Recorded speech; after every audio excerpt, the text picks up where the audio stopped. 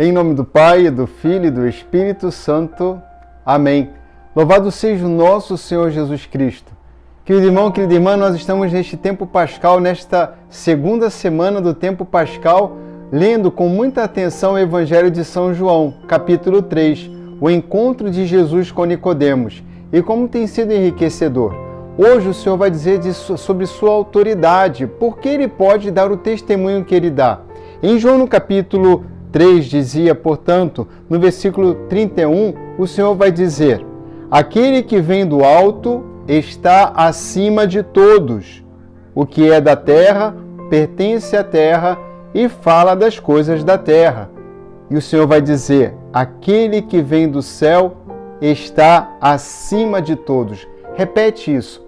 Repete para nós, para que possamos compreender que o Senhor não é apenas, o Jesus não é apenas o nosso Senhor ressuscitado e Salvador, não é apenas um líder, mais um líder na história da humanidade. Ele vem do alto, enviado de Deus, enviado do Pai, é o Filho do Pai. Ele é gerado pelo Pai, não é criado como nós fomos criados, como todas as coisas que existem. Existe uma diferença, nós dizemos, ontológica na ordem do ser. Jesus não é um homem especial, no sentido apenas de ser um homem. É homem, sim. É homem com toda a realidade humana, sem o pecado. É homem e Deus. Esse é um grande mistério que muitos tentam reduzir, limitando Jesus a apenas mais um líder religioso. Isto não é verdadeiro. Esta é a força e o poder que Jesus diz a Nicodemos e diz e recorda a cada um de nós. Ele tem o poder. Ele vem do alto. Ele possui a verdade, ele dá testemunho da verdade. E quem crê nesta verdade, quem crê no Senhor, tem a vida eterna. O que nós mais queremos, senão a vida eterna?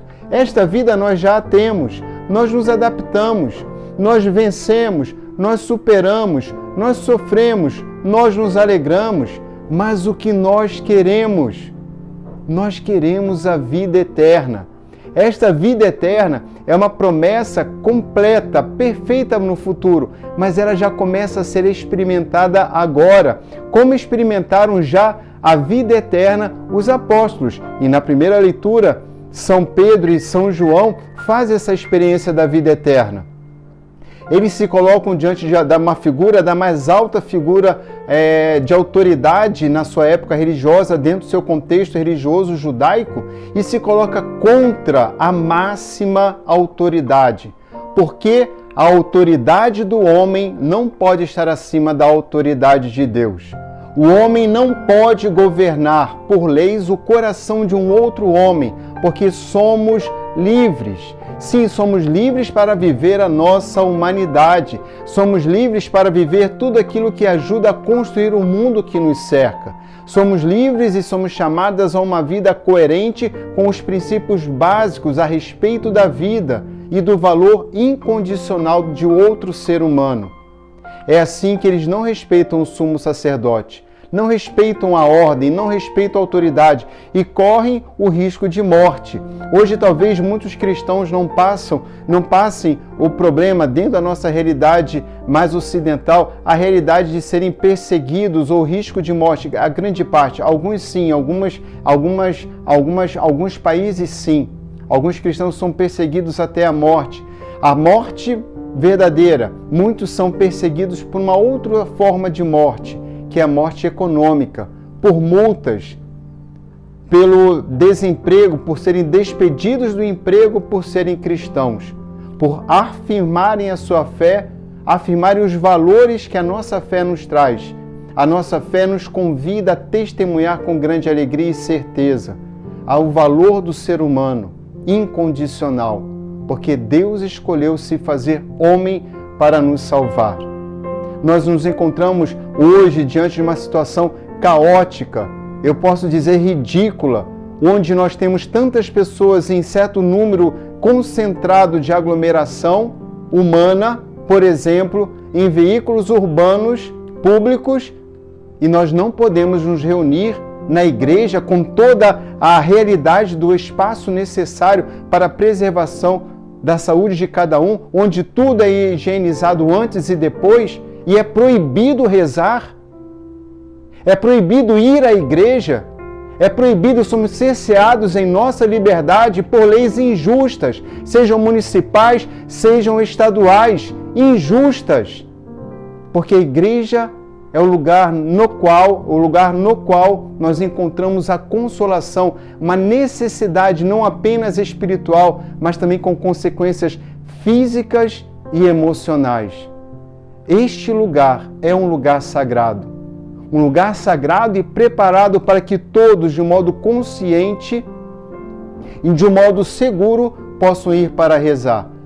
Aqui no Atos dos Apóstolos, no primeiro capítulo, na Sagrada Escritura, no capítulo 5, nós encontramos a palavra do sumo sacerdote interrogando: nós tínhamos proibido expressamente que vós ensinasseis em nome de Jesus. Ensinar em nome de Jesus seria aglomerar pessoas em torno daquele que fala, porque ninguém ensina para a parede, ninguém ensina sobre Jesus para o cachorro, ninguém ensina sobre Jesus para as plantas. Ora, se ensinavam, falavam para pelo menos um interlocutor, alguém que os ouvia, e certamente não era apenas um, porque falavam de coisas maravilhosas e as pessoas se aglomeravam, porque era necessário ouvir falar sobre o Senhor. É claro, com toda a diferença, aqui era como nós vemos nas grandes centros urbanos, pessoas fazendo shows, ou mesmo falando da palavra de Deus, e as pessoas ficam ao redor. Isso já vi na capital, São Paulo, e também no Rio de Janeiro, no centro. Ora, aqui nós temos a necessidade de nos reunirmos e manifestarmos a nossa fé, a nossa vivência espiritual na missa, na Eucaristia. E ninguém pode nos proibir de frequentarmos a Eucaristia. Quando, de modo tão contraditório, é permitido que outras pessoas se aglomerem em outros espaços muito menores e com menos cuidado e restrições, como nós encontramos hoje, graças a Deus, por tantos padres que se arriscam e bispos que são corajosos para poder se posicionar. Esta realidade está cada vez mais atual e por isso celebramos Jesus ressuscitado, para que tenhamos a mesma força que tiveram São Pedro e São João, Santa Maria Madalena, Nossa Senhora, todos os demais que estavam envolvidos naquele momento e ao longo de toda a história. Sim, arriscando a vida. Hoje pode ser a vida econômica, pode ser uma multa, pode ser despedido, ser calado, ser cesseado no seu trabalho acadêmico, mas é necessário dar testemunho, porque nós testemunhamos aquilo que vem do alto, a verdade que propõe a vida eterna, e ninguém pode propor esta vida eterna. Aquilo que consola e anima o coração e leva inclusive a atos concretos de caridade, ou seja, a experiência cristã católica, ela não é fechada, não é individualista, ela não é egoísta, ela se abre, ela expande, ela transborda, oferecendo gratuitamente aquilo que o nosso Salvador nos deu e comovendo os corações a agirem também para construir um mundo novo, o reino de Deus, segundo o coração de Deus, os sentimentos do coração do Filho de Deus. E quem pode dizer que isto destrói a liberdade humana? Que isto é errado? Não fugimos, sofremos, admitimos o nosso sofrimento e uma esperança nos move. Ainda que não alcancemos aqui o lugar perfeito, porque já temos a nossa pátria celeste, temos a obrigação de transformar este mundo em um mundo melhor. Porque enquanto houver alguém que sofre, não podemos ter paz. Enquanto houver injustiça, não pode haver paz. Enquanto houver alguém que sofre, não pode haver uma alegria perfeita. É por isso que nós nos movemos, por amor. E assim concluo com vocês o comentário das leituras de hoje, para dizer o que nos disse São Pedro a todos que os cercavam. É preciso obedecer a Deus antes que aos homens. Essa foi a resposta de São Pedro e dos apóstolos àqueles que desafiavam a ordem do Senhor. E assim diz então São Pedro e os outros apóstolos: é preciso obedecer a Deus antes que aos homens. E vai dizer ainda, então, o chefe da igreja: somos testemunhas nós e o Espírito Santo que Deus concedeu que a Ele obedecem a graça e o poder da conversão e o perdão dos pecados. Isto porque o Senhor, como nós bem sabemos, morreu e ressuscitou. Isto nós ouvimos no Evangelho. O Pai ama o Filho e entregou tudo em sua mão. Aquele que acredita no Filho possui a vida eterna. O Senhor esteja convosco. Abençoe-vos o Deus Todo-Poderoso, Pai, Filho e Espírito Santo. Amém.